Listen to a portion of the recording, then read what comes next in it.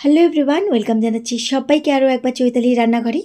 আজকে তোমাদের সাথে ছানা ছাড়া আটা দিয়ে, রুটি খাওয়ার আটা দিয়ে ল্যাংচার রেসিপি শেয়ার করব, যেটা তুমি যদি কাউকে না জানিয়ে খাওয়াও 100% গ্যারান্টি দিচ্ছি কেউ ধরতে পারবে না যেটা দোকান থেকে কিনে আনা ছানার মিষ্টি না। এইটুকু গ্যারান্টি দিতে পারি।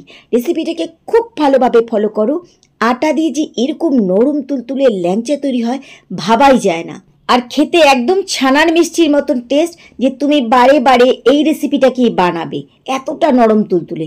আর সত্যি বলতে কি, আমরা যেসব ল্যাংচাগুলো দোকান থেকে কিনে এনে খাই, তুমি একবার বাড়িতে এইভাবে বানিয়ে কম্পেয়ার করে দেখো, কোনো রকমের তফাৎ খুঁজে পাবে না এই মিষ্টিতে, এইটুকু গ্যারান্টি দিতে পারি। খুব সহজ বানানো, রেসিপিটাকে খুব ভালোভাবে ফলো করো, দেখবে তোমরাও নরম তুলতুলে একদম রসে টইটো ছানা ছাড়া আটা দিয়ে এরকম মিষ্টি বানিয়ে নিয়েছো। তো চলো দেখে নেওয়া যাক আমার আজকের রেসিপি। আটা দিয়ে ল্যাংচা বানানোর জন্য প্রথমে আমাদের যা যা লাগবে একটু ভালোভাবে দেখে নাও। একটা বাটির মধ্যে প্রথমে আমি এখানে নিচ্ছি 1 কাপ মিল্ক পাউডার, যে কোনো ব্র্যান্ডের গুঁড়ো দুধ তোমরা এখানে নিতে পারো। সাথে নিয়ে নিচ্ছি 1 কাপ আটা, এটা কিন্তু রুটি খাওয়ার আটা। আমি এখানে সাদা আটা নিয়েছি, কোনো রকম কিন্তু ময়দা নিইনি। এখানে কিন্তু আটা, যে আটা দিয়ে রুটি খাও সেই আটাই মেপে নেবে, যতটা মিল্ক পাউডার নেবে ঠিক ততটাই মেপে তোমরা এখানে আটা নেবে। আর দিচ্ছি 1 চামচ ঘি, খুব ভালো ফ্লেভারের জন্য এখানে 1 চামচ ঘি যথেষ্ট। সাথে নিচ্ছি একদম 1/4 চামচের মতন বেকিং সোডা বা খাবার সোডা। এবার খুব ভালোভাবে প্রথমে শুকনো উপকরণগুলোকে আগে মিশিয়ে নিচ্ছি। এই ভিডিওটা দেখার পরে অনেকে হয়তো বলবে আটা দিয়ে ছানার মিষ্টির মতো টেস্ট হতেই পারে না, তবে আমি গ্যারান্টি দিচ্ছি, আমি যেভাবে বানিয়েছি রেসিপিটাকে ফলো করো আর রুটি খাওয়ার আটা দিয়ে বানিয়ে দেখো। যদি সেরকম না হয়েছে আমার কমেন্ট সেকশনে জানাবে যে তোমাদের মিষ্টিগুলো ভালো হয়নি। তাই অল্প করে প্রথমে একটু বানাবে। এখানে নিচ্ছি আমি জল। তোমরা কিন্তু এই আটাটা মাখার সময় দুধ দিয়েও মাখতে পারো। একদম খুব অল্প অল্প করে কিন্তু এখানে জল দিতে হবে, একবারে কিন্তু আমরা মাখবো না। তাই অল্প অল্প করে জল দিয়ে কিন্তু আমাদেরকে এই ডোটাকে একটুখানি মেখে রাখতে হবে। তাই একদম অল্প অল্প করে জল ঢেলে শুধু এই ডোটাকে এক জায়গাতে করতে হবে। যেমন করে আমি করছি দেখো, একদম শুকনো কিছুটা ভেজা এভাবে রয়েছে, ঠিক এভাবে শুধু আমাদেরকে এক জায়গাতে করে এটাকে আনতে হবে। আর এখন কিন্তু এই আটা আর মিল্ক পাউডারের ডো খুব চটচটে থাকবে, হাতের মধ্যে লেগে থাকবে। তাই এটাকে কিন্তু এখন ভালোভাবে মাখার দরকার নেই। যেমন দেখছো হাতের মধ্যে লেগে আছে, ঠিক এটাকে এভাবে এক জায়গাতে করে দিয়ে এটাকে কিছুক্ষণের জন্য আমি রেস্টে রেখে দিচ্ছি। তার ফাঁকে চলো চিনির শিরাটা বানিয়ে নিই। চিনির শিরাটা আমি প্রথমেই বানাচ্ছি, তোমরা চাইলে পরেও বানাতে পারো। এখানে দিয়ে দিচ্ছি 1 কাপ চিনি।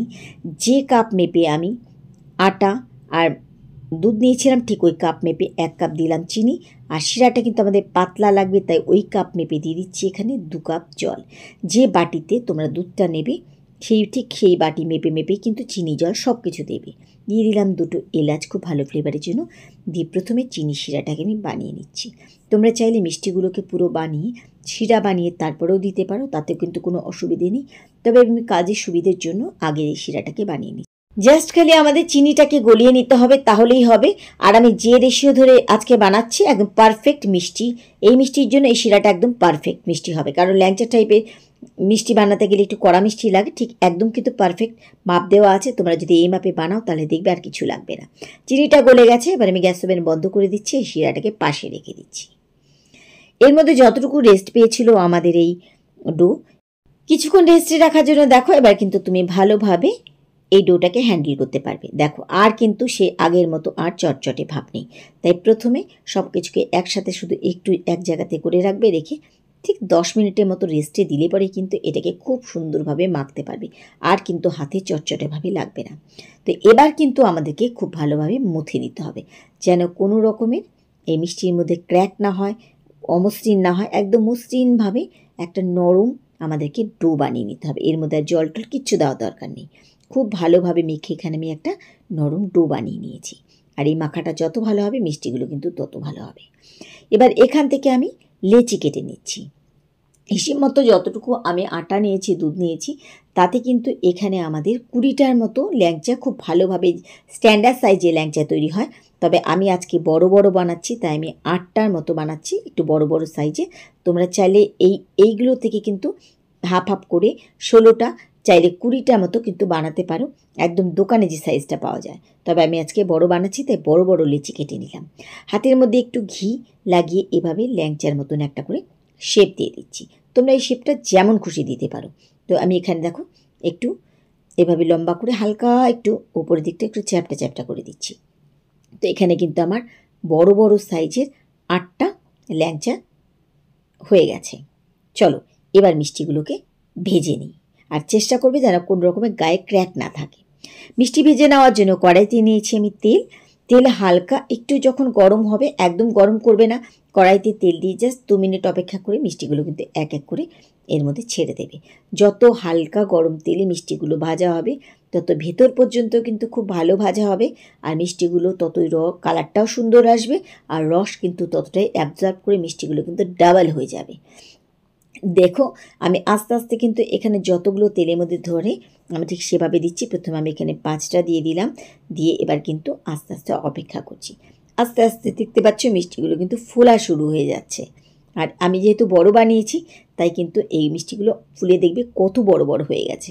তাই যে মাপ দিয়ে আমি বানিয়েছি তোমরা চাইলে বাড়িতে একদম সুন্দরভাবে দোকানের মতো স্ট্যান্ডার্ড সাইজে 20টা কিন্তু ল্যাংচা বানিয়ে নিতে পারো এই আটা দিয়ে। যখন মিষ্টিগুলো দেখবে ফুলে গেছে তখন আস্তে আস্তে করে এই মিষ্টিগুলোকে হালকা করে নাড়বে, কারণ মিষ্টিগুলো খুব নরম আছে। আর মিষ্টিগুলোতে যতক্ষণে ভালোভাবে দুপিঠে কালার না আসছে ততক্ষণ কিন্তু খুব ভালোভাবে ভাজতে হবে। তোমরা চাইলে এগুলোকে খুব ডিপ কালার করে করতে পারো, আবার হালকাভাবে ভেজে তুলতে পারো, তবে ভাজতে হবে কিন্তু খুব ভালোভাবে। দেখো আস্তে আস্তে পুরো কড়াই আমার ভরে গেছে একদম। তাই প্রথমে কিন্তু এতগুলো দেওয়ার দরকার নেই, 4টে করে ভাজলেই হবে। আমি একটা বেশি দিয়ে ফেলেছি, তো কিছু করার নেই। এটাকে ভালোভাবে প্রথমে 2 পিঠে লাল করে আমি ভেজে নিচ্ছি। আমার আগের মিষ্টিগুলো রেসিপি ফলো করে কিন্তু বাড়িতে অনেক আমার ভিউয়ার্সরা বানিয়েছে, যাদের মিষ্টি কিন্তু খুব সুন্দর হয়েছে। তারা কিন্তু আমাকে কমেন্ট সেকশনে এসে জানিয়েছে যে তাদের মিষ্টি কিন্তু খুব সুন্দর তৈরি হয়েছে।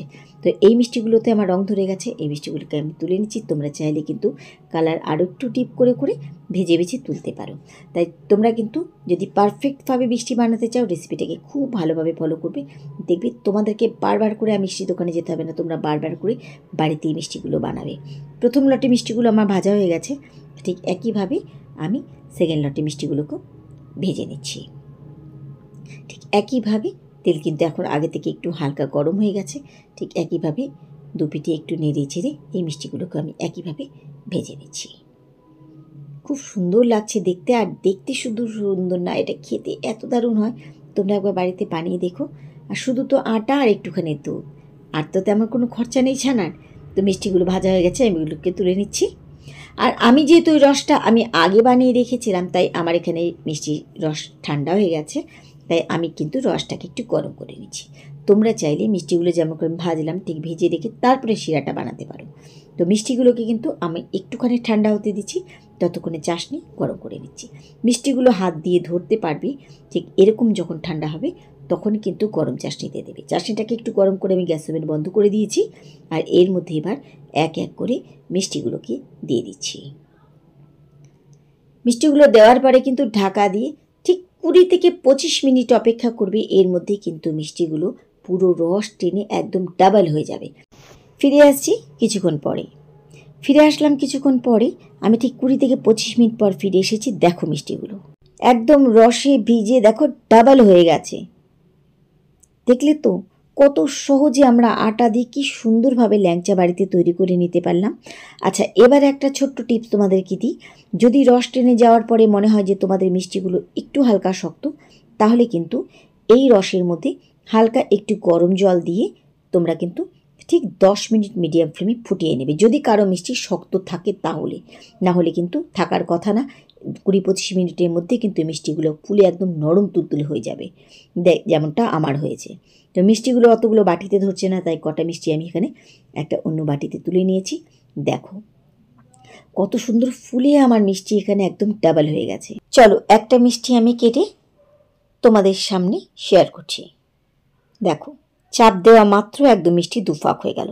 দেখে বুঝতেই পারছো যে একদম নরম তুলতুলে মিষ্টি রয়েছে। আর আমি কিন্তু একদম গরম অবস্থাতে মিষ্টিটা কেটে দেখাচ্ছি। প্রচণ্ড গরম, আমি হাত দিতে পারছি না। তাও দেখো কেমনভাবে 20-25 মিনিটের মধ্যে খাওয়ার জন্য মিষ্টি আমাদের একদম রেডি। এখনও কিন্তু মিষ্টি ঠান্ডাই হয়নি, তবে কিন্তু এখন কিন্তু খুব সুন্দরভাবে তোমরা খেতে পারবে। কেমন লাগলো আমার আজকের রেসিপি বলো। এরকম সহজ উপায়, ছানা ছাড়া একদম কম খাটনিতে 20-25 মিনিটের মধ্যে একদম দোকানের টেস্টে মিষ্টি বাড়িতেই আটা দিয়ে বানিয়ে নিতে পারবে। তোমরা কিন্তু বাড়িতে অবশ্যই আমার কথাটা যাচাই করার জন্য একবার কিন্তু এই রেসিপিটাকে অবশ্যই বানিয়ে দেখো। যাকে খাওয়াবে সেই কিন্তু মুগ্ধ হয়ে যাবে তোমার এই মিষ্টি খেয়ে। তো আশা করছি আমার আজকের এই ল্যাংচা রেসিপি তোমাদের ভালো লেগেছে। তাহলে আজকের মতো সবাইকে ধন্যবাদ জানিয়ে এখানেই বিদায় নিচ্ছি। ফিরে আসবো আবার অন্য কোনো রেসিপির সাথে অন্য কোনো দিন। সেই পর্যন্ত সবাই খুব ভালো থেকো, সুস্থ থেকো।